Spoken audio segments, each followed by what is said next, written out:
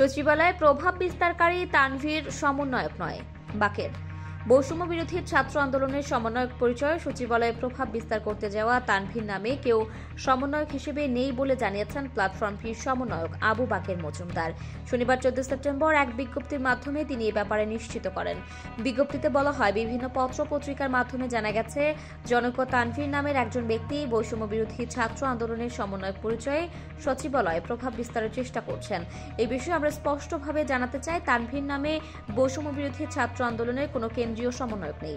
এ ধরনের প্রতারণামূলক কর্মকাণ্ড জনস্বার্থ বিরোধী এবং ছাত্র আন্দোলনের আদর্শ ও লক্ষ্য বিরুদ্ধ।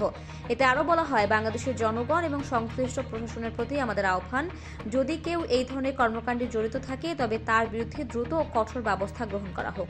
জনগণের আস্থার প্রতি আমাদের শ্রদ্ধা ও প্রতিশ্রুতি অটুট।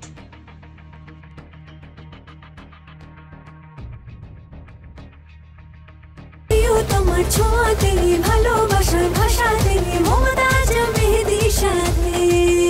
মমতাজ মেহেদী, প্রিয়জন প্রিয়তমা।